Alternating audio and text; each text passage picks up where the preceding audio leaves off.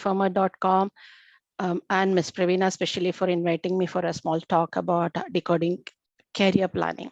So as a topic suggests, I'll be talking about what is career planning. My screen is visible? Pravina, can you just see?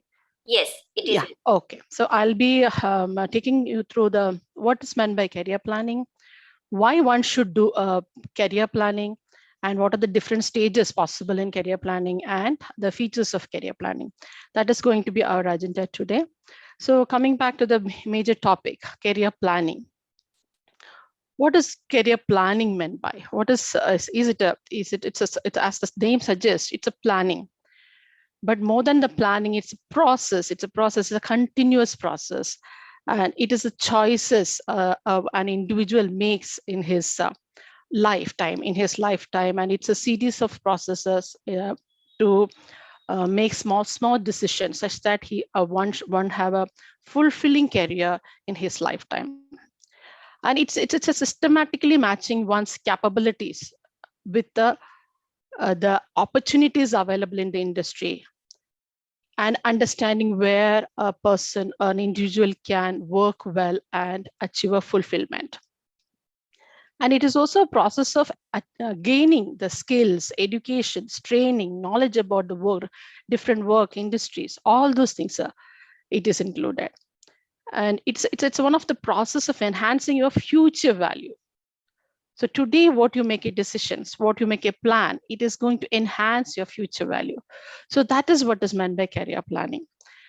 Then moving on to why one should do a career planning, why anyone should do a career planning, whether it is a student, whether it's a working professional, whether you are a bit, you have already worked and you wanted to move to a different industry, anywhere in your life.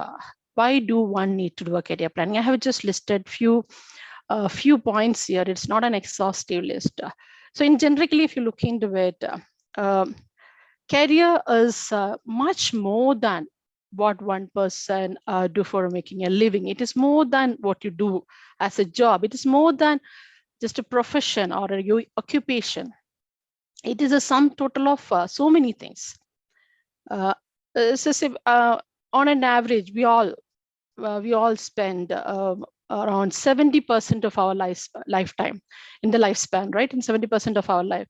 So maybe from the age of 21 possible to 60 retirement, and some people work after retirement also. Some people as perpetual, they will be contributing to the society through the passionate career what they have been doing.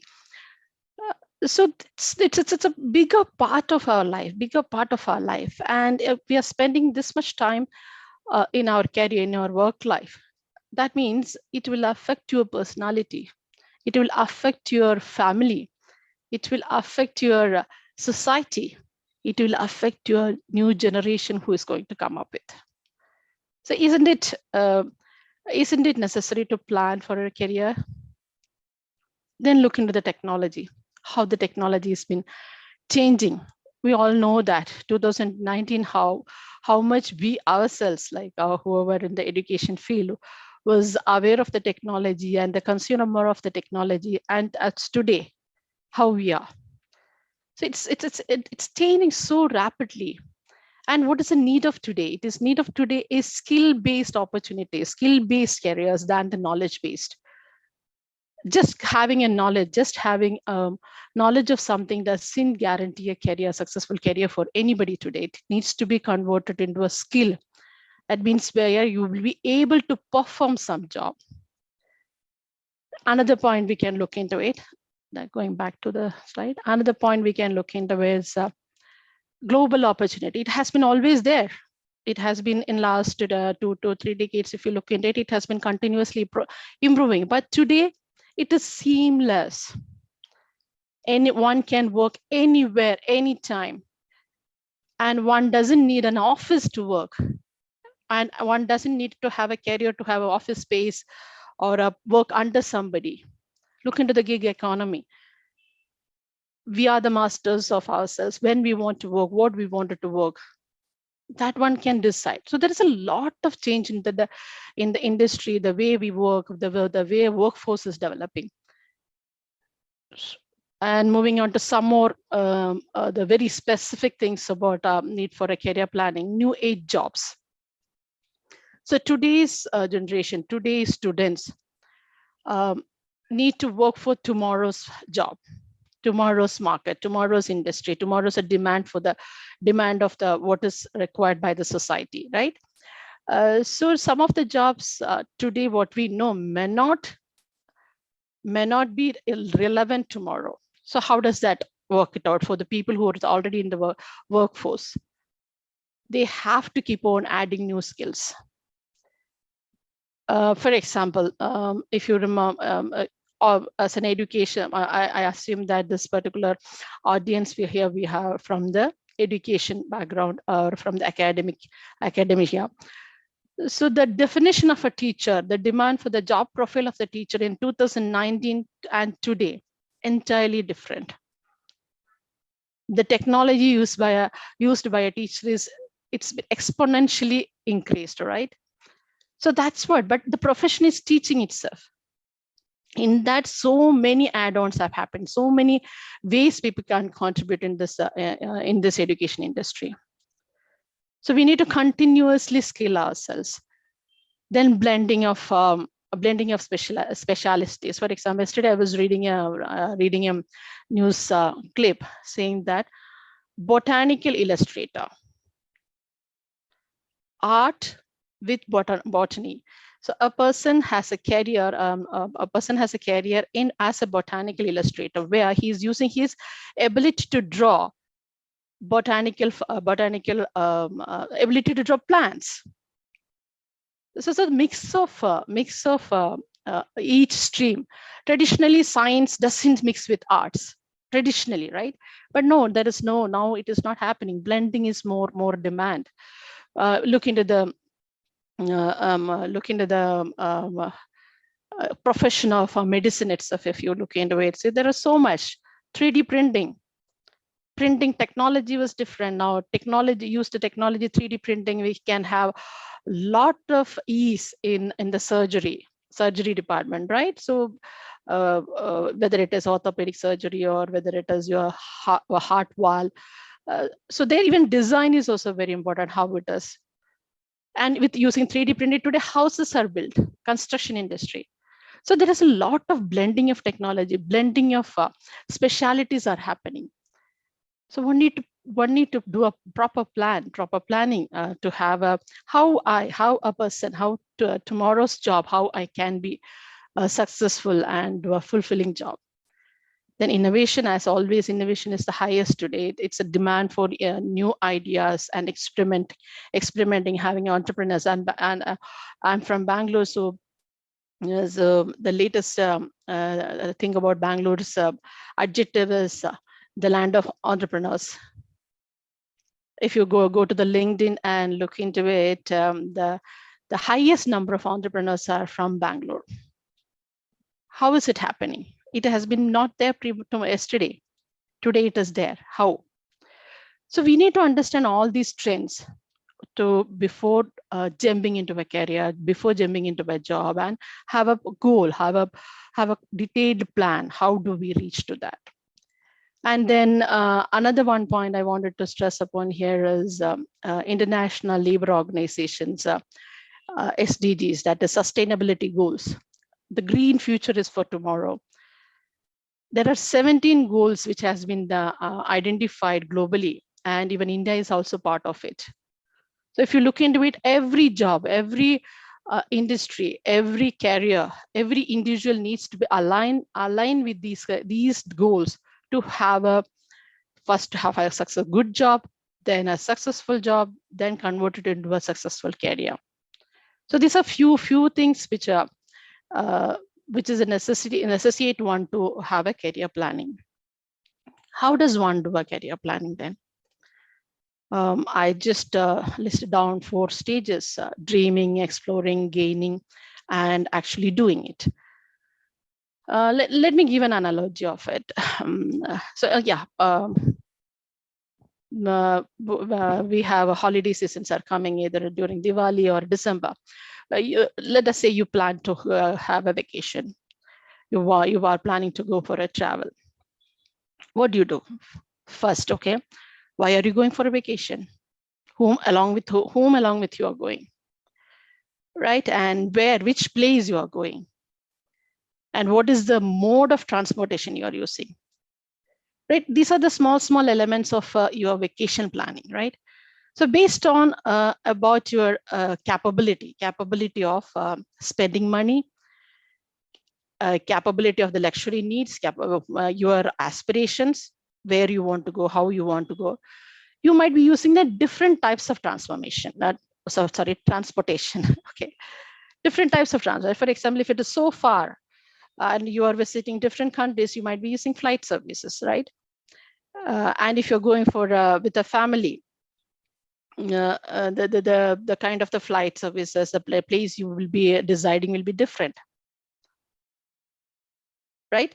Then if you are a person who likes to drive, so you might be using your car to drive. Again, the speed at which you drive matters on the road which you travel, whether it is a state highway, whether it is a national highway, and what is the maximum speed limits for that particular road to reach the destination. So again, it depends upon your capabilities, your surroundings, and the opportunities. So you had a dream to reach to a goal, what you wanted to do about that, and then you understood about yourself or your capabilities, then trying to understand how I can go, where I can go, understand the road and your traffic, then go about and gain the skills and knowledge and attitude is required.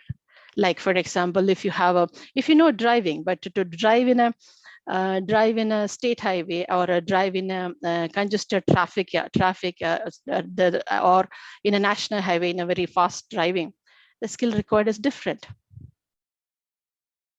right? At the end, go and create a proper plan, where you go, how will you go, which is the transportation use, and detailedly write it, everything about it. Have a direction, have a solid framework for career decision making. Just remember the story of this car. That's a different stages of career planning. Then what are the features of career planning? There can be n number. The major ones which whenever one plan to have a career, a long-term career, they have to first decide upon, look upon what is the skills, that is ability to do some job successfully and beautifully with a target goal. Skills can be a hard skills or soft skill. Hard skills might be learning about coding in terms of software industry. If you look in, coding is a hard skill. If a medical profession, if you look into it, it can be, what is this surgery specialization? What is this medicine specialization? Those can be the skills. What is the aptitude? Aptitude is one's innate ability to perform that. So even if you train something, if you don't have an aptitude to do something, the skills will not be up to the level of the demand of the industry. Then do you have interest to do that particular job?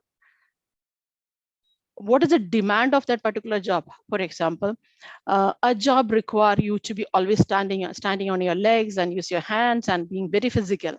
But you are a person who likes to sit and do something. You are a person who doesn't want to move around. So whether that particular job or this particular job will matter, that is purely based on your interest. Then what is your values and motivation to do something?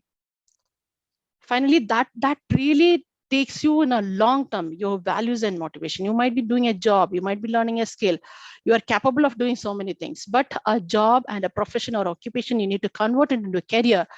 One of the major factors is your values and motivation. Why are you working? What do you want to do in your life? What is the kind of the surroundings? What is the kind of the people you are meeting at your job? What is the impact of your job? So those are the things also you need to look into it. Then your personality. Personality plays a lot of role, right? Based on your exposures, your personality also changes. So how do you solve the problem? Same problem may not be solved by similar way by two people. Again, depends upon your personality. So even the job, when you select a career, when you select a job, the personality plays an important role. Then comes your contacts and networks. How do you use it? How are you using your networks to identify these changing technology, changing industry, changing the demands, and understanding the next step, next level of your job, next level of your occupation, and where you can contribute more. Also, the location where you are. For example, if you are in a rural area, the kind of the information you will be having, the kind of decision making you will be able to do to acquire the knowledge, acquire the skill, and then perform a job will be a little different than a person who is in an urban, or a person who is who has accessibility to a lot of information, internet, or whether the travel facilities. All those things matters. So this is again a few pointers about it. Then out of this, all these things comes at the end of the day, the major thing, major trouble comes into to understanding you, understanding one, whether you are a student, whether you are studying in a school, or whether you are studying in a university, whether you are a working professional. At first, you need to understand yourself, understand your aptitude, your interest, your personality, values. Then go for understand what is available, what is opportunity, then gain these knowledge and attitude and create a career plan. There are a lot of tools, there are a lot of mechanisms available in industry in this particular career guidance platform, where you can reach out to many people, many experts. And as per new education policy, career guidance counseling is very much important. It's an essential part of school education as well as college education. Thank you. That's it from my side. Pravina.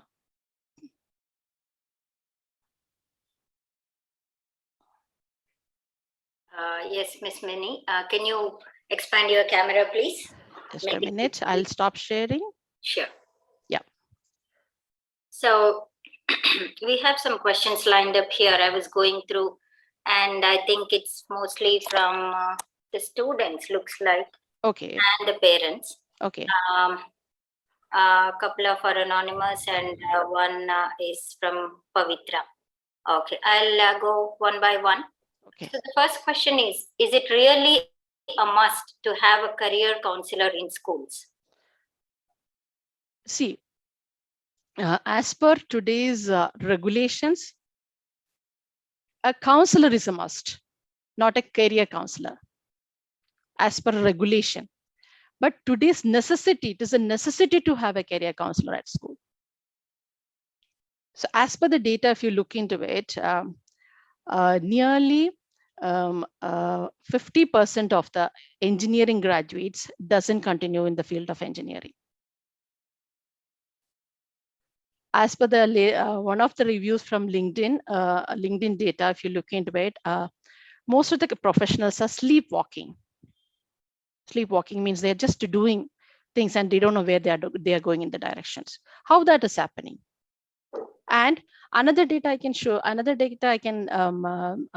tell you is that there is a huge gap of demand by the industry, but the people who is eligible to be employed, even though there are a lot of graduates available, unemployed is a high rate, but the eligible people, people in the industry to be recruited is a very huge gap there is. Why is it happening? Why is it happening? Just think about it. Right. So the second question is, how can we identify what career would work best for us?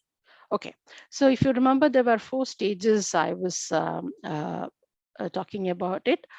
First of all, you need to really think about where I want to go. It's easier said than done. It's not easy for everybody, right? Okay, and whatever we think about, maybe that is also a different aspect, right? The thing is, at the earliest, if you can think about in the sense, it's not a concrete.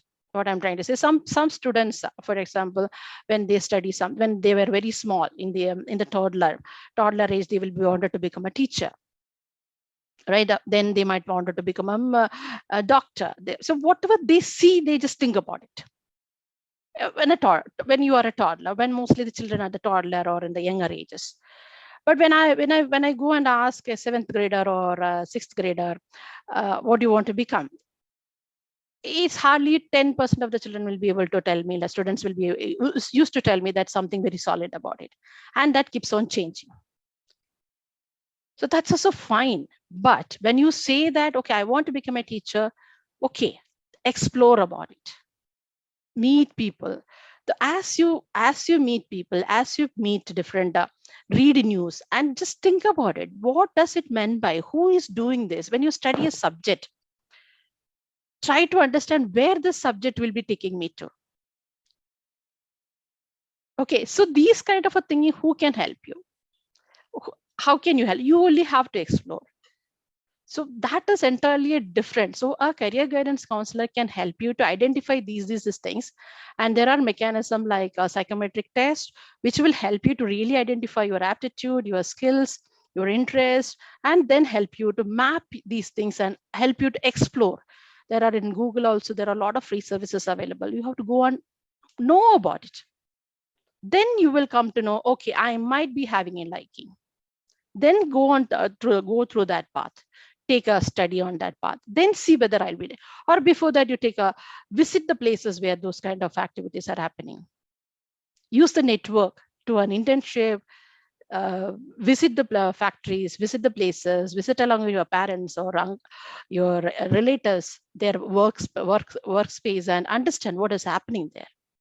Then you will be able to decide what career will be working for you. I hope I answered that, Pravina.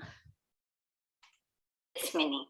Yep. So I'm sure this is a question from a parent who doesn't have a counselor maybe in her child's school. So she's asking, what are the qualities of a good counselor? So first of all, the counselor should be empathetic. And please understand that counselor doesn't make a decision for you. Counselor is the person just give you a pros and cons of some selection. That's it. And they help you to make an informed decision. If a counselor says that, okay, come with me, I'll get you an admission in this particular college of whatever it is, please be away with that person. Please away with that type of a counseling practice. That's the second thing. And third thing, information sharing. See, it's a dynamically changing, whether it is your studies, whether your specialization in your graduation, post-graduation, what is the kind of, for example, a student in 12th standard. The student will be employable after minimum of 4 years or 5 years. What kind of the possibility of tomorrow's job? Right? It's this 5 years is a big time. So he has to get prepared for that particular, right? So the career counselor who is knowledgeable about all those things is another quality. Okay. So I think Pavitra is a student. She has 4 questions. Okay. So she's asking, how can I build on my strengths? Okay. First of all, see, you understand your strength. You understand your strength itself as a first milestone you reached. Okay, that is very difficult for most of the children. Pavitra, that congratulations on that. Using that strength, you need to explore where in all industry this strength is used. So, for example, writing is your strength. Writing, literary writing is your strength. So what are the career possibilities in this particular field? Okay, suddenly if I ask you, you might be knowing I can become an author, right?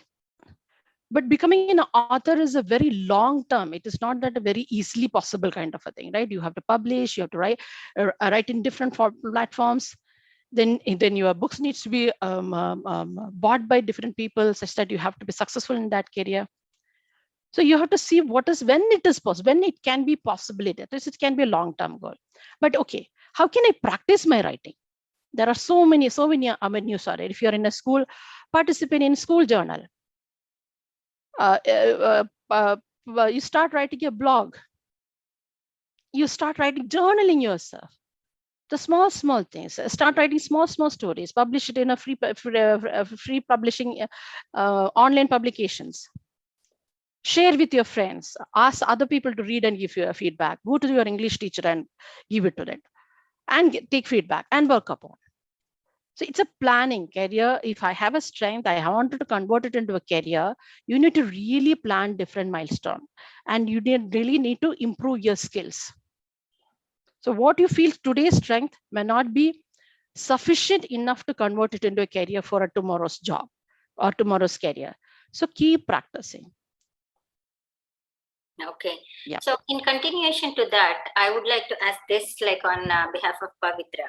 Mm-hmm. How often should a student meet with a counselor to make sure that they're staying on track? Counselor doesn't make sure that you are staying on the track. It is you.